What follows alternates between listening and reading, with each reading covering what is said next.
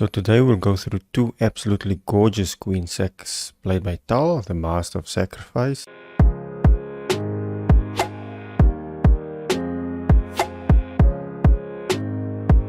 First game was played in 1957 against Bukuti, and he started off with d4, knight f6, and c4. TAL goes for the Benoni defense, and the idea is to undermine white's pawn structure. Best move for white is to just push the pawn and gain space in the center.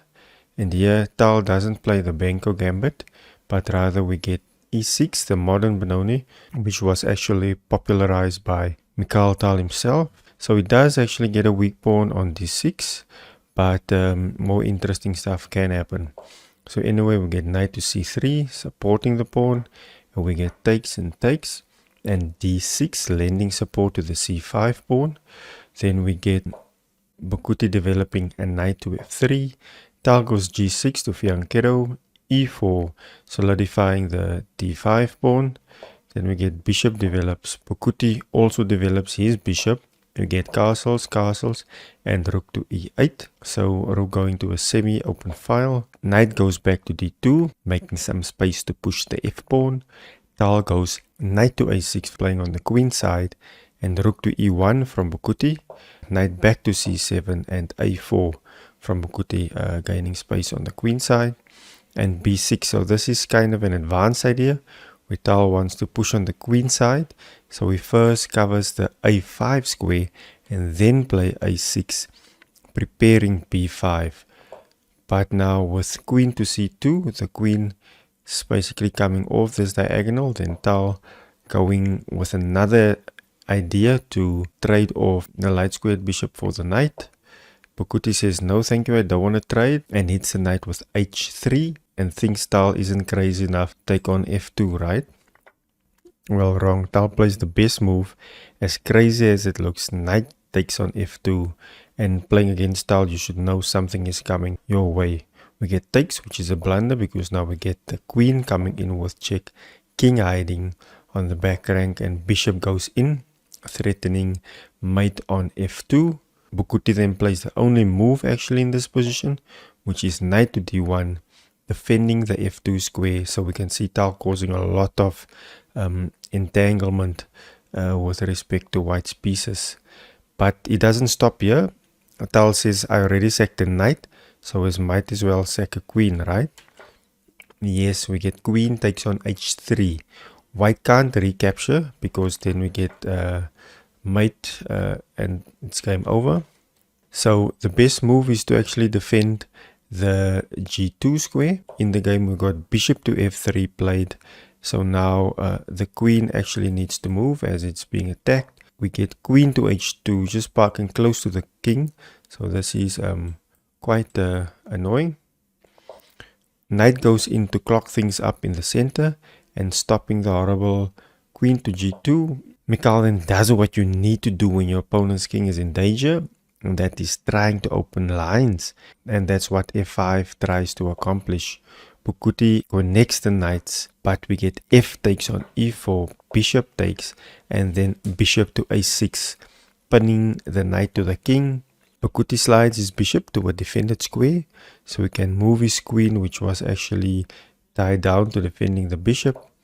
Rook lift from TAL, and Bukuti shows that he is also capable of doing a rook lift. Note the knight is still pinned to the king, so it can't take. And TAL double whoppers on the e file, and it's not looking good for white, as the black queen is quite active. We've got the bishops doing an incredible job, and you've also got a double whopper on the e file. But anyway, Bukuti says he can still place on, and plays bishop to d2, which is a mistake according to the fish. It wanted him to just, evacuate his king. And then TAL says he wants to sack something else and goes knight takes on d5. So you cannot take the knight, because if you take it, then that knight is actually tied down to the mating square. So another option which we got in the game was bishop takes on d5 with check. Bar is still in Tal's favor. We get rook takes, and the pawn knight is still tied down to defending the mating square, so kind of paralyzed. The king tries to get to safety. Bishop takes, planning a discovery on the king. If we got take, then it's just mate, so that's not gonna work. So we got the next best thing. Rook takes, thinking all your troubles are sorted, but then we get bishop takes on c4 check, and the bar is still in Tal's favor, ladies and gentlemen. Bokuti resigned in this unfortunate position, because if he takes, and then it's just mate into. Let's move on to game 2. Okay, so game 2 was played in 1959, and Tal opens with e4. We get the Caro-Kann from Smyslov, and d3 from Tal, supporting the e-pawn, and d5 striking in the center. Knight d2 from Tal, supporting the pawn, and Smyslov continues with e5. So numerous pawn moves. However, Tal continues with knight f3, hitting the pawn, and then knight d2, supporting the e5 pawn. Tal then opens things up with d4. We get Smyslov taking the e-pawn, and then Tal recaptures with a knight. So still tension between the center pawns, and we've also got a 2-on-1. So we get takes, and the queen is on a nice central square, and the knight defends c5. So no bishop to c5 at this point. Smyslov continues with knight to f6, so to trade off knights, but Tal says no thank you, and goes bishop to g5, pinning the knight to the queen. Then we get bishop to e7, and pinning the knight.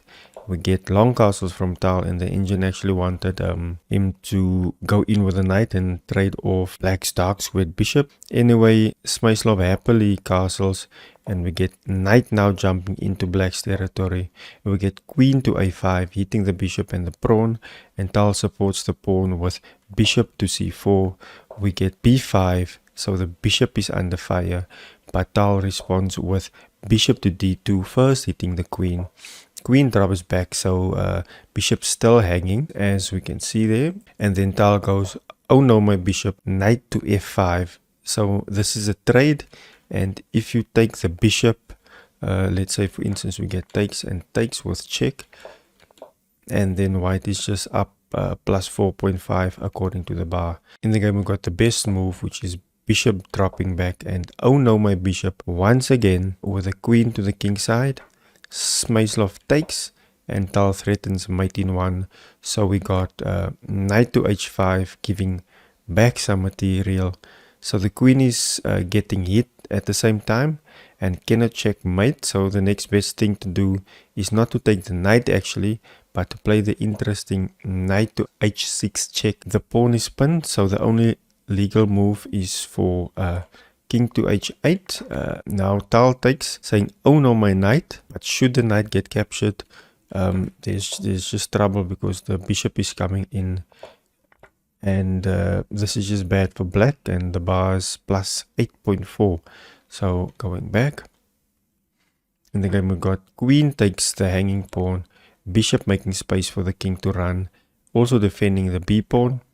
And Smyslov blunders knight to f6 because it allows the crazy oh no, my queen threatening mate actually. So I would just totally recapture that queen immediately, but if you capture it, you're simply getting mated, and that's because your pieces aren't developed. So going back.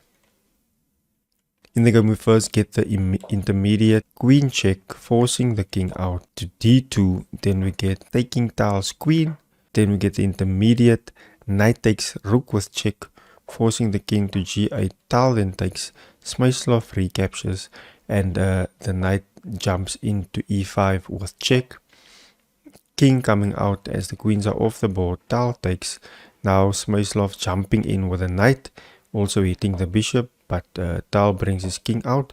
Bishop to b6 check, and ladies and gentlemen, Smyslov resigned in this position when Tal blocked the check with bishop to d4, as Tal is up 3 points in material, but the bar is saying plus 6.9, and his position is just better, ladies and gentlemen. And for those who are interested, the game could have continued as follows. So let's say we get these engine moves. You can't recapture there. So you just down the rook. So I'm going to stop here. Guys, thanks for watching. See you in the next one.